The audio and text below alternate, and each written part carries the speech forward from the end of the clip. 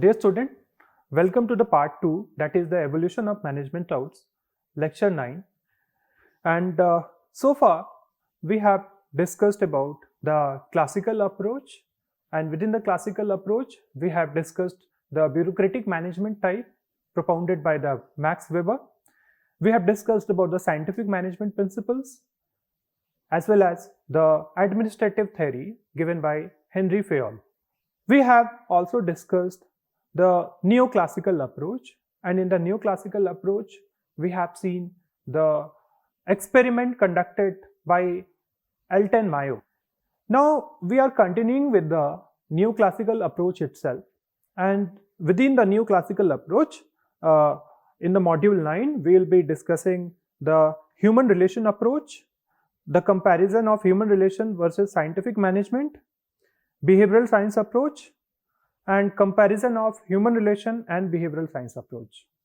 So just to summarize what we have discussed in the part 2. Part 2 we started with the concept that management as a discipline has been evolved over a period of time, and we have seen the different practices given by the different authors, and based on the research and their observation they have given the principles. Now the very first approach we have seen regarding the classical approach. Now the classical approach, we discussed that the employees at the supervisory level, they were given the higher technique with respect to increasing their skills, and some of the principles like the scientific management principles given by Taylor, the emphasis was how the work can be scientifically done at the supervisory level. Now the objective was to overall decrease the cost and saves the time for any kind of other activities within the organization. The second principle within the classical approach, we have seen the 14 principles of Henry Fayol. Now Henry Fayol given the administrative theory, and his contribution was more oriented towards how the management or the administration can be taking the decision to improve the overall efficiency within the operation part. Alright, so this ends the era of the your classical approach, along with one more theory which is given by Max Weber, the bureaucratic theory. We have discussed the features and the relevance of those theory as well. Now the next is the neoclassical approach. Because of some of the limitation at the classical approach, given the birth to the new classical approach or the behavioral approach, we also call it as a behavioral approach. So in the behavioral approach, the factors which is very much relevant or important to the employee's behavior were given much more importance. Alright, so we discussed in the behavioral approach or the neoclassical approach the experiments conducted by George Elton Mayo. We have discussed the various outcome of the George Elton Mayo experiment as well, and the major thing that came out is employees were emphasizing more towards the non-economic factor, the relationship within the organizations, the importance of informal groups that motivates or satisfy the employees for their higher performances. So this ends the experiments of the George Elton Mayo. Within the neoclassical approach or the behavioral approach, now we are going to study the human relation approach and the behavioral science approach. So very first one is the human relation approach. Now human relation approach, as you can see in the slide, laid the foundation of human relation movement in the management.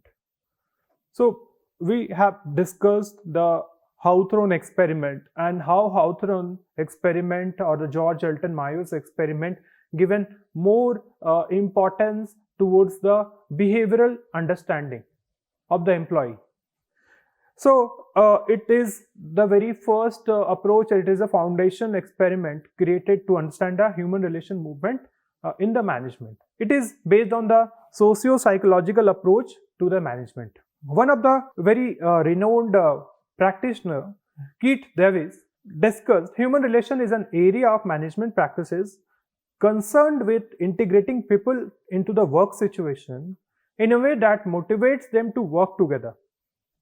So, the era of the neoclassical approach, we have seen that various authors given much importance to the relationship building of the employees within the organization, and that is very conducive to the work environment.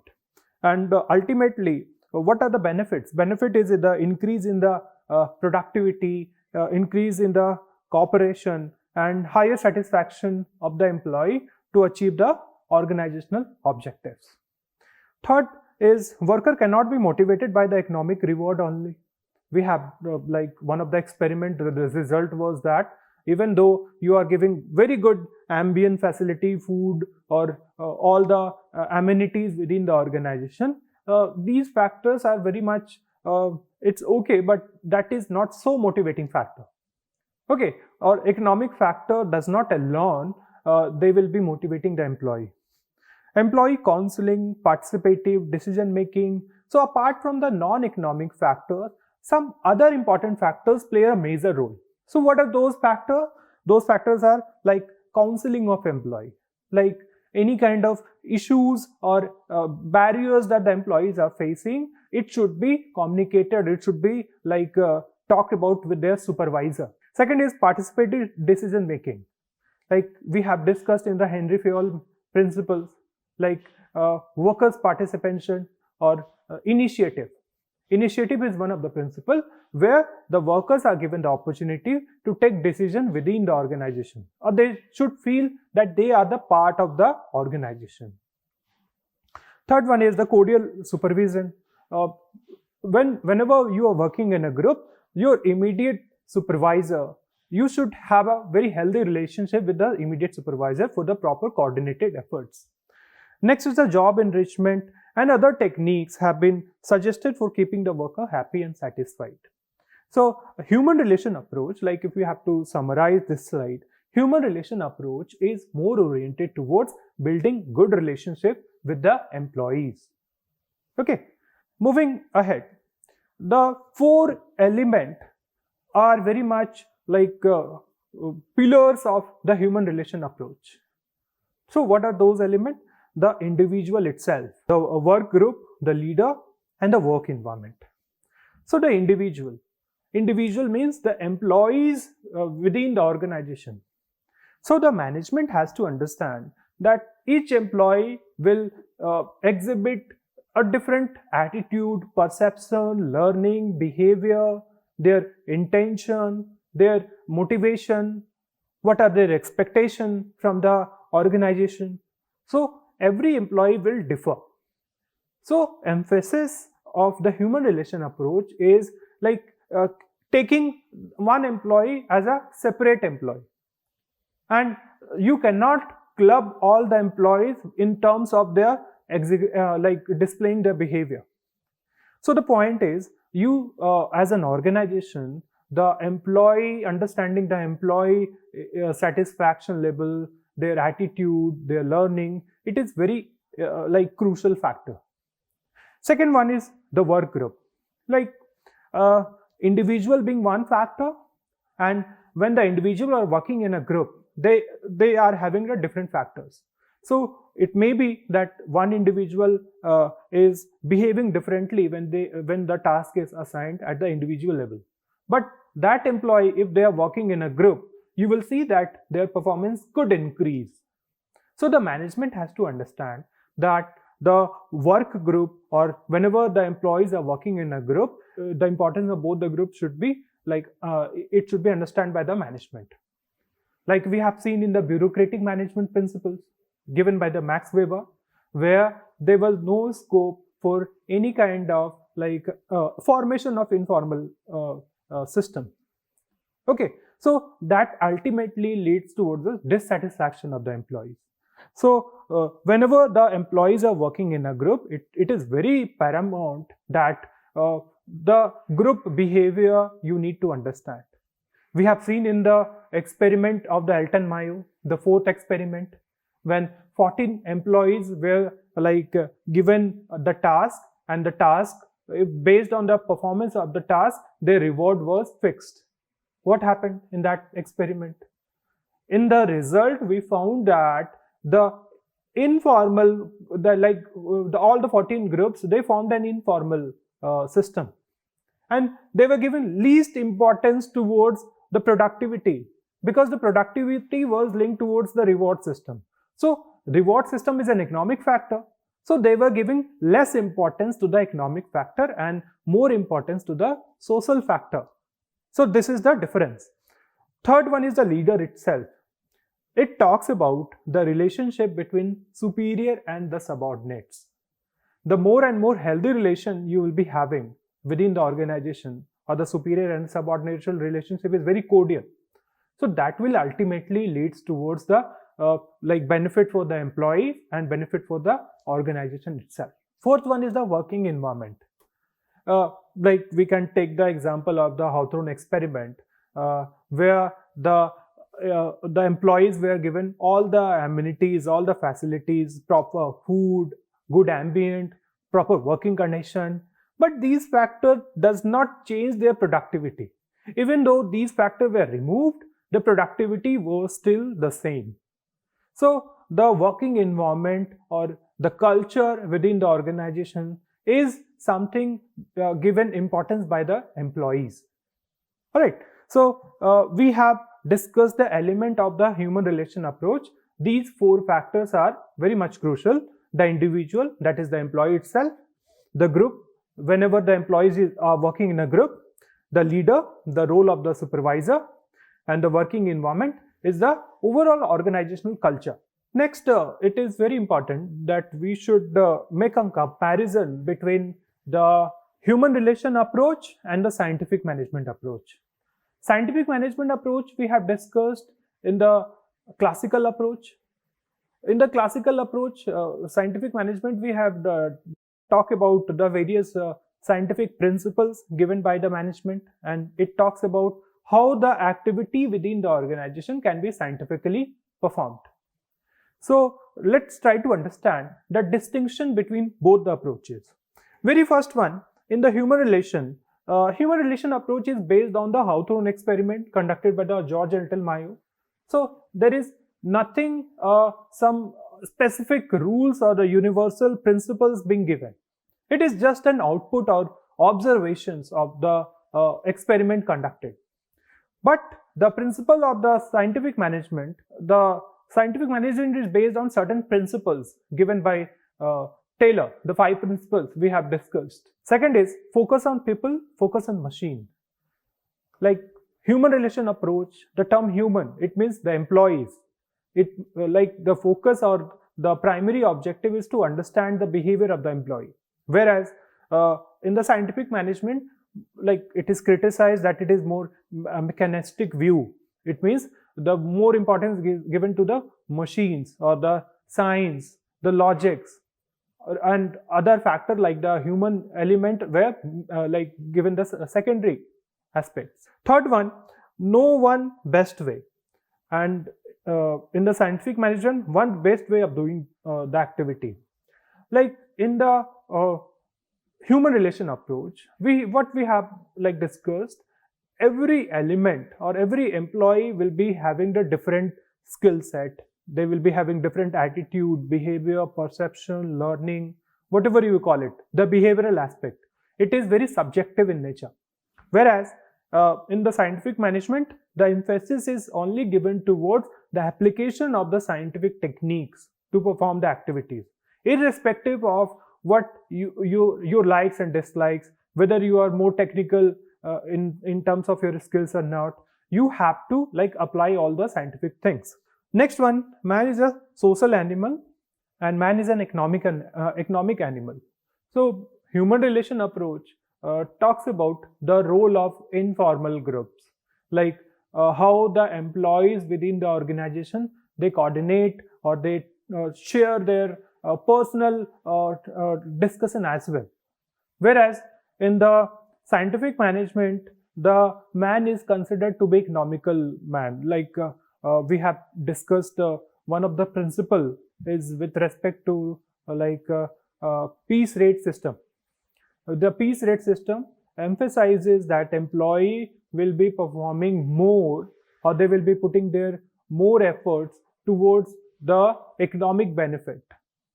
All right, next is the group dynamics, motivation, and job satisfaction in the human relation, whereas in the scientific management, time and motion studies, functional foremanship, and wage incentive. So these are the techniques. In the techniques of the human relation, like group activity, job satisfaction, these will lead towards the better satisfaction of the employee. However, the techniques used in the scientific management, we have already discussed: the time study, the motion study, functional foreman. These will be used to increase the efficiency of the employee. Application of knowledge derived from the behavioral sciences. The whole concept of the human relation is based on the some discipline, or the discipline is the behavioral sciences, whereas the scientific management is based on the physical sciences. Next is the improvement in the interpersonal relationship. Like, what is the output of the human relation approach? The output is higher efficiency, increase in the satisfaction, and better relationship with the fellow employees. Whereas the output of the scientific management is the improvement in the productivity and efficiency of the employees. So these were some of the point of differences between the human relation approach and the scientific management approach. Now try to understand what are the contribution of the human relation approach. Human relation approach, we have seen the prime factor is the element of human, or like it is more how the interpersonal relationship, the productivity, the satisfaction of the employees are increased. Whereas in the scientific management, it is more towards application of the scientific or the more technical aspect, techniques of the management. All right. So very first contribution is human relations school has moral justification. Employees are human beings and they are entitled to be treated with respect and dignity.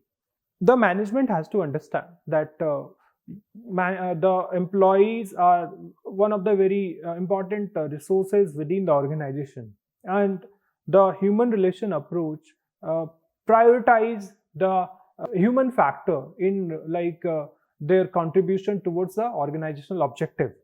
So employees should be treated with some respect and the dignity. So these were the output of the human relation approach. Second is the human relation approach helps to satisfy social and psychological needs of the employee.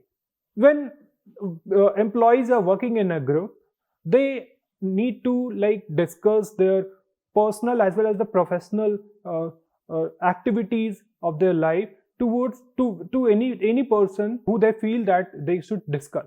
Okay, so this is a part of the informal discussion or the informal group, and sometimes these activities plays a very major role, because it may be that they are facing some personal issues, they will be discussing and they will be feeling relieved.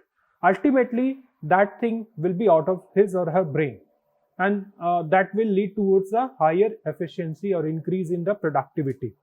So we have discussed the point of differences between the human relation and the scientific management principles, and we concluded that in the human relation approach, the aspect of the employee is the most important factor, whereas in the scientific management, it is more oriented towards the increase in the productivity and performance of the employee. Moving beyond, we will be discussing about the contribution of the human relation approach. So before that, let me once again guide you regarding the aspect of the classical approach, neoclassical approach, and in the upcoming session, we'll be discussing about the modern approaches. The classical approach is with respect to the performance or how the techniques and the principles can be used to make sure that the productivity can be increased. And based on that, the various criticism has been faced by different authors towards the classical approach for the overuse of the machines and more scientific techniques and all. And the human aspect was totally ignored. However, in the neoclassical approach, this limitation was like rectified, that the human factor was abolished. Here in the neoclassical approach, the more emphasis is given towards the human element or the attitude, perception, behavior of the human. And in the modern approach, the limitations that we'll be discussing about the human relation approach will be see in the modern approaches that two limitation is tackled. So what are the different contribution about the contribution of the human relation approach? As you can see in the slide, the very first one is human relation school has a moral justification. Employees are being treated with respect and dignity. So in the human relation approach or the neoclassical approach, it is the employees who are the most important factor, and the employees should be given fair compensation, they should be treated with equity, they should be given some kind of initiative in terms of contributing towards decision making in the organization. Okay, or other aspect could be building an informal group within the organization, so that a mental revolution that can come up within the company. Okay, so the contribution of the human relation approach, the very first one is that all the employee within the organization are treated with some kind of equity and dignity. Next is the human relation approach helps to satisfy the social and the psychological needs of the employee. The social needs mean that the employees will be interacting with the co-workers. It could be they are interacting with their subordinates, the superior, and not all the time they are discussing about the formal aspects, but they are focusing on the personal aspect as well. Personal aspect discussion relieves the human being or relieves the employee for their increasing the motivation or increasing the performances. And the psychological aspects is with respect to their attitude, their learning, their behavior, their intention, their overall output towards the organization. So these are some of the psychological aspects. So human relation approach is more of like the behavioral aspect of the employee. Third one, human relation school highlight the people side of the organization. In the scientific aspect or the scientific management, the technical aspect was given much importance, whereas in the human relation approach or the neoclassical approach, the people side aspect is given more importance. It means whatever the needs, requirement, the focus or importance of the employees are taken into the consideration as compared to the technical thing. Next is human relations school focuses attention on the interpersonal relationship and dynamics of the work group. So interpersonal relationship, it means whenever you are working in a group, coordinated activity are required. It is not like in the group also you will be only the dominating person, or you will be the person who will be completing all the activities. All the activities are divided into the groups. That is the division of work that we have discussed in the principles of the management. Okay, so that will help in building the interpersonal relationship. It means with the co-workers, you are sharing some other aspects as well. Not only the official activities, but some kind of informal activities are also discussed. So that will be building the bonding within the employees. Next is it revolutionized management training by stressing people, management skills and management style. Overall, it is also important that the training of the employee should be also imparted so that they can be more skillful and they will be helping in developing their managerial skills and their managerial styles. So these are some of the important contribution of the human relation approach under the new classical approach. Moving ahead, just like the scientific management principles or the classical approach, the new classical approach or the behavioral aspect are also criticized.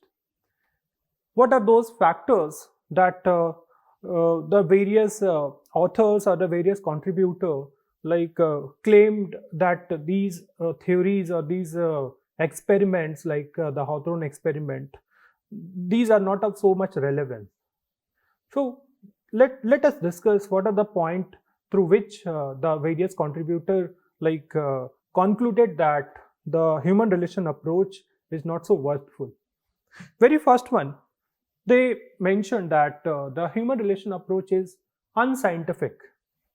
Unscientific means just compare it with the scientific techniques, the time study, the motion study, the scientific task planning, the piece weight system, okay, division of work, initiative, there are science not rule of thumb, coordination, harmony not discord. There are so many techniques which has been developed based on the observation, some experiment, and these are having some base of cause and effect. Okay, just take an example. Any activity that need to be done, it has some standard time.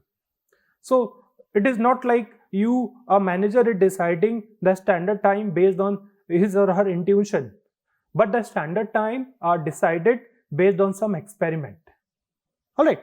So the classical approach or the scientific management techniques are totally based on some logic or based on some cause and effect relationship. Okay. Whereas the human relation approach is unscientific. It is totally based on some behavioral perception, attitudinal, intentional aspect of the human. Okay. Which do not have any backed up scientific logic. So based on these factors, this particular approach is criticized. Second one is anti-individualistic. It means whatever the output that we have discussed in the human relation approach, what is the common point? The common point is that the employee will be working in the group. All the performance are oriented towards the group activity. Nothing is clearly mentioned about what are the roles and responsibility of individual employee. Whereas in the scientific technique, we have seen that each employee will be given some kind of task, and it is their responsibility to complete those tasks within the standard time, within the stipulated cost. Okay, so the human relation approach is against not against, but it avoid the individualistic approach. Third one is the short-sighted. Short-sightedness means you're not looking for the longer perspective. The activities are more oriented towards the ease or comfort zone of the employees. Okay, so the human relation approach soft pedal the process of achieving the organizational objective by compromising some of the important aspect. It is also equally important that even the group activity or the individual activity should be scientifically done.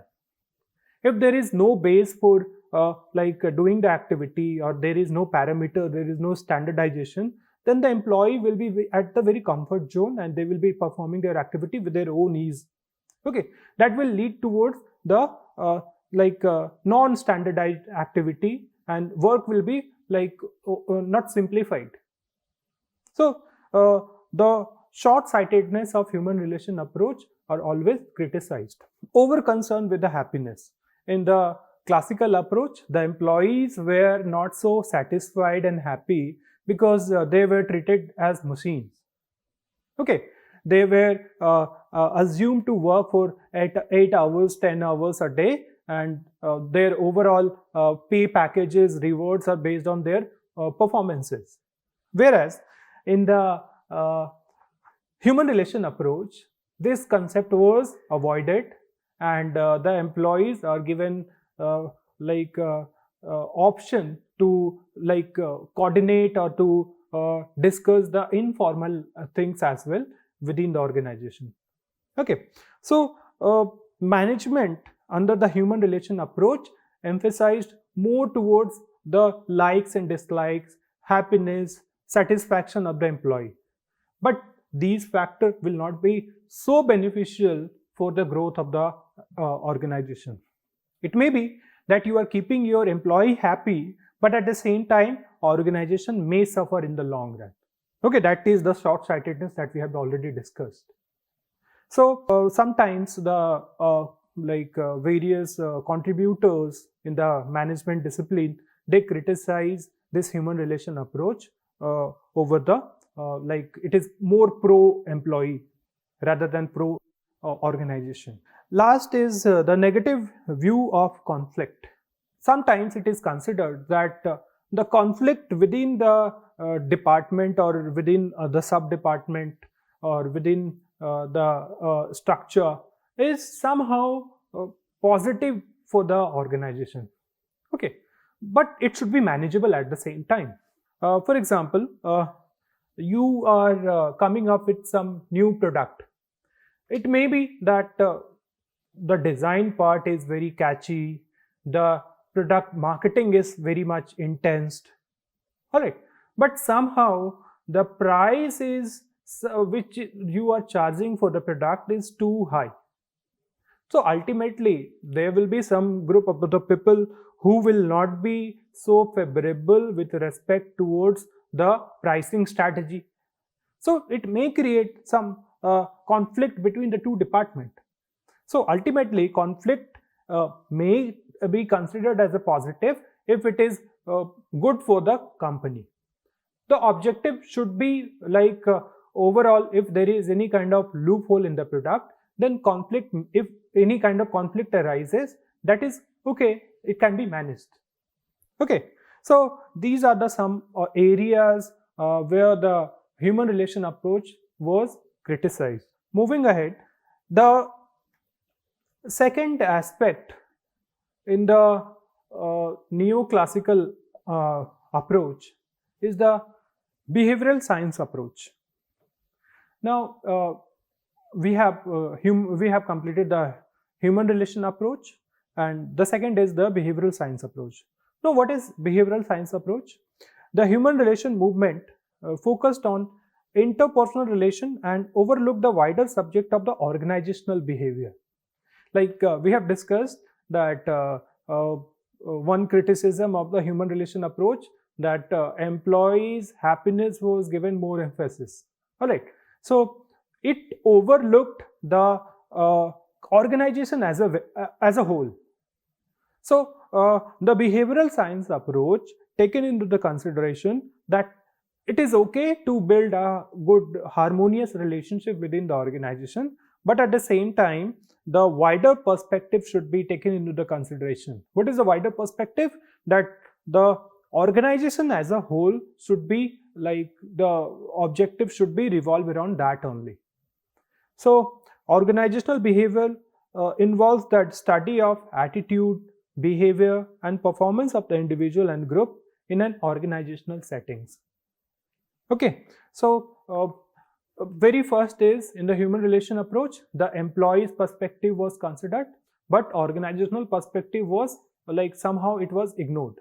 Whereas in the behavioral science approach, both the factors need to be taken into the consideration for the wider perspective or for the growth of the organization. Second is behavioral approach includes the issue of organizational behavior. As discussed, the focus is the holistic one, not only the employee but the organization as well. The organization problem should be the most important factor. Along with that, other factors should be contributing towards the organizational objective. Okay, so it should be the end or the output of the overall organizational structure. It is also known as the human resource approach because it stresses the development of human being for the benefit of individual and the organization. So for this reason, this is termed as the behavioral or the human resource approach. Knowledge is drawn from the behavioral sciences, that is psychology, sociology, anthropology, and it is applied to understand, explain, and predict the behavior. Therefore, it is a behavioral science approach. Okay. So in behavioral science approach, the knowledge or the inputs are taken from the different discipline or from the different field, like the psychology, sociology, anthropology. These three different disciplines contribute towards the like giving the representation of holistic approach of the organization, and that's why the this approach is termed as the behavioral science approach. Next is there are so many renowned practitioners and behavioral scientists who contributed in this behavioral science approach, like Abraham Maslow. Maslow has given the need hierarchy theory. Douglas McGregor, Herzberg motivation theory will be discussing. Lenses Likert has defined the leadership style. Keith Davies and many others have contributed towards the development of this approach. So this was the introduction of the behavioral science approach, and under this behavioral science approach, the human element as well as the organizational objectives are equally taken into the factor for the overall growth of the company. Next, the proposition of the behavioral science approach. Very first one, an organization is a socio-technical system. Socio-technical means like socio or the society comprised of the people. In the socio-structural, the employees of the organization, they will be the part. Whereas the technical aspect, we have like discussed the scientific management technique. So whatever the new approaches, the scientific principles, the concept, all right, these will be like clubbed together with the societal aspect. And the behavioral science approach is like the combination of the two aspects. One is your behavior, attitude, learning, perception, overall behavior of the employee, and the second part will be your technical aspect or the scientific aspect, like the different principles given by the Fayol and the Taylor. All these will be clubbed together to form a new approach. That is the behavioral science approach. Next is individual differ in terms of their attitude, perception, and the value system. We have discussed that each employee they behave differently.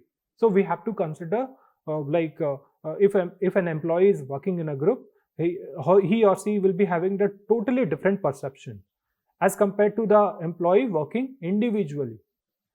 At that too, their aspiration, needs, requirement, their expectation from the organization, it will differ.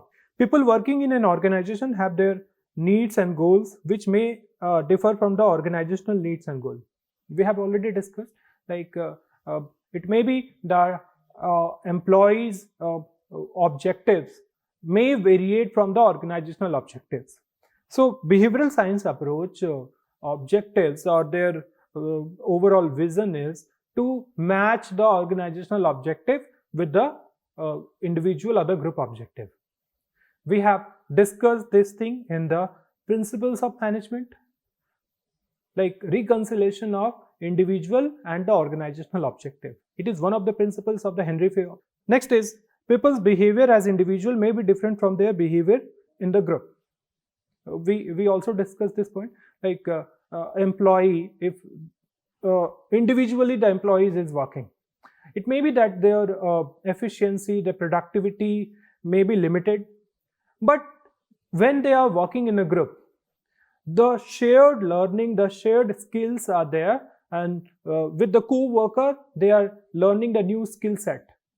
So that will increase their overall performances, their efficiency, specialization.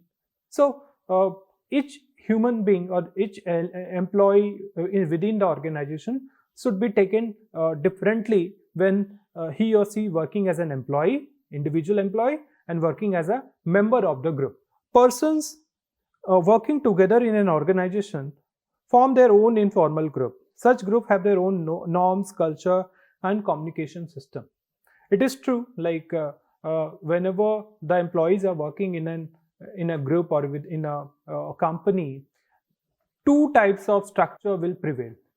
One, like they will be under the informal group, they will be like discussing their personal, their entertainment thing, what is the current news. These are the informal things they will be discussing.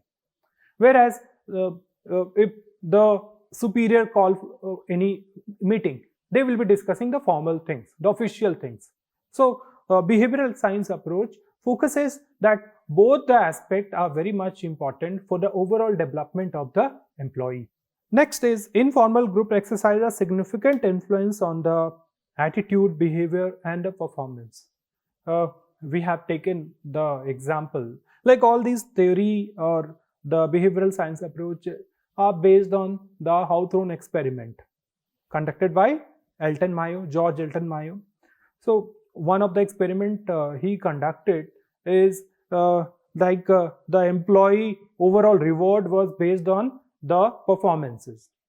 Okay, but the employee, what they did, like 14 group of the people or 14 members were working together. So they formed an informal group and they have their own perception, their own attitude and beliefs. Okay, and they were not giving too much of emphasis towards the reward thing. Okay, so we have already discussed this part, that non-economic factor is also very much important. Next is we try to understand about the differences in the human relation approach and the behavioral science approach. Very first one is, the point of difference is the focus. Focus on the individual, his needs and behavior, highlight interpersonal relationship in the human relations. Whereas in the behavioral science approach, focus on group behavior, highlight group relationship. So human relation approach is like how individual needs and aspiration, what are their attitude, how they will be discussing the things with their fellow members. Okay, the interpersonal relationship will be oriented in the human relation approach. Whereas behavioral science approach, the focus is on the group behavior and the group relationships. Second base is the human relation approach are based on the Hawthorne experiments conducted by George Elton Mayo, whereas the behavioral science approach based on the movement of human relations. So the focus is on both the approaches. The focus is on like human behavior only. Next is the key concept. Motivation, morale, and job satisfaction are the key component in the human relation approach, whereas group dynamics, informal organization, and motivation through job enrichment. So the scientific aspect are included in the behavioral science approach, whereas only the human factor are more oriented in the human relation. View of conflict. Conflict in organization is always destructive under the purview of the human relation. But the conflict is only innovative, but may even beneficial, cannot be if they are not able to resolve. So in the behavioral science approach, conflict should be avoided. It is an obvious thing, but at the same time, if there is a disagreement between two employees or two departments, then the need or what are the causes for a disagreement should be thoroughly discussed. We have taken with an example, if the product is very good, the technology is very good, the marketing is very good, but at the same time the price of the product is very high, then there is no use because the consumers will not be able to purchase your product. So if there is any conflict with respect to the pricing strategy, then it should be discussed. If it is creating the conflict also, the conflict should be resolved. All right. So this is the point of differences. And the last one is the scope of human relation is narrow, whereas the behavioral science approach is wide. Why the behavioral science approach is wide? Because the aspect of the organization is also taken into the consideration under the behavioral science approach. So these were some of the point of differences between the human relation and the behavioral approach. And with this, we conclude our module 9. In the module 9, we have discussed about the human relation approach and the behavioral science approach under the neoclassical approach. These are some of the books. You can go through it, and you will be getting more fundamental knowledge about the neoclassical approach through the suggested book. And in the upcoming session, we'll be discussing about the modern management practices. And in the modern management practices, we'll be discussing about the system approach and the contingency approach. That's all for today. Thank you.